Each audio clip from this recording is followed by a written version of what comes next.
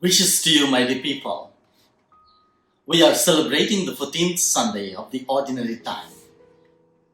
Today's Gospel, Jesus telling his disciples, the harvest is plentiful, the laborers are few. How to increase these laborers in God's vineyard? And if we follow the model Jesus followed, it will help us to improve or to invite more laborers in God's vineyard. You know, my dear people, this has to begin at home. And we have a type of parenting like that of a ducks.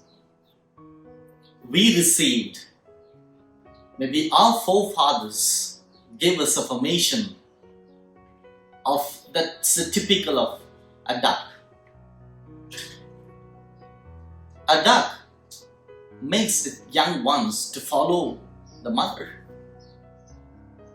And wherever mother goes, the small ducklings keeps following mother. It's like strict rules and regulations that's being put forth. And you are supposed to follow it. Failing to follow these rules and regulations cost a very high punishments. And so you are expected to follow the way your parents walked. Now, the recent generation, this model of parenting doesn't seem to be successful. Now it is like this elephant model of parenting, where the young one goes in front, mother follows it. Just like we read in the book of Prophet Isaiah, the young will lead you, your children will be like kings and queens to lead you. Maybe that's what's happening right now. They know better than us about this technology, the world, what's going around them. They're sort of leading us. The other day I was trying out for somebody who can fix an amplifier and a mic to make my sermon recorded. And this little guy comes up to me and asks me, what mobile do you use? Can you give me? And he looks up and then says, come on, switch it on this and you can record your sermon by yourself. And they lead you. So, my dear friends, Jesus followed the model of this elephant model. And you see, he sent his disciples 2 by 2. Wherever he had to go, he sent his disciples 2 by 2. And he's staying behind. As he sends, he gives beautiful messages. The first message that he gives is he tells his disciples, I'm sending you like sheep among wolves. Yeah, in one sense, there may be troubles because you are going to preach peace, love and joy. There will be people who see it as contradiction. They might be up against you. But in a beautiful sense, what I perceive is Jesus telling them a message of, I trust you completely. I trust you completely.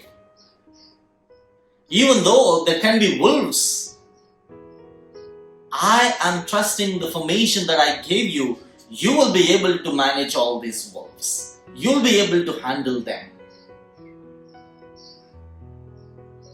Be able to follow the same model and tell our children, I trust you completely. Because, my dear friends, without trust, no relationship is possible. So take in the message of trust. The second message Jesus tells his disciples is not to carry a purse, haversack, or sandals. All this gives you a security. When the disciples carry all this, their focus would be of how to protect the money, and their comfort makes them stagnant, and all that you need you will be carrying around. Rather, he puts them into consciousness and awareness of now. And in the need, you will be finding your own way to fulfill your need. You will make yourself efficient and effective. My dear friends, we learn to say no to our children for certain things. We do not provide everything that they ask for. Learn to say no to certain things. And that's where, when they ask for 6 things, provide only 4. The rest 2, they will have to find by themselves. Necessity becomes the mother of invention.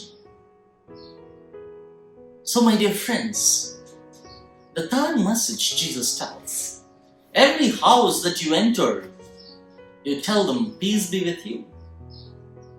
If the peace belongs to them, it will remain there.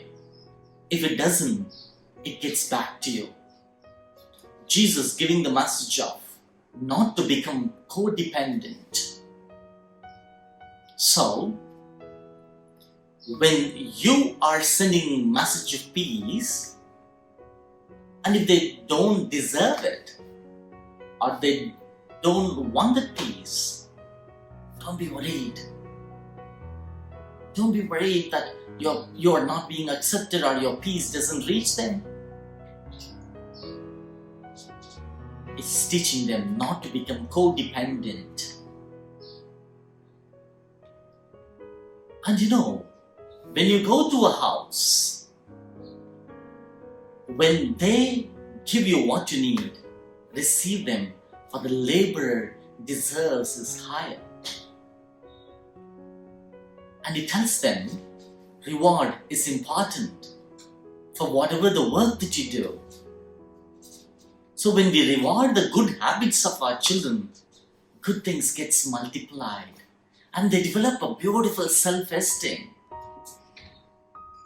And we are called to create this self-esteem among these children. And in this model. And finally, if the place where you go doesn't accept you, shake off your dust from that place. Because when you carry the same dust, maybe they gave you hatred, and with that hatred in your mind, if you go to another place, with that disturbance, you will invite the same. So he is telling them, shake off your dust. And that's where you see in the Last Supper, Jesus washing the feet of the people, feet of his disciples. To tell them, hey, before that we can eat the Last Supper together, let's remove the old hated, unwanted things in our mind. Wash all your feet away. Wash your dust from your feet away.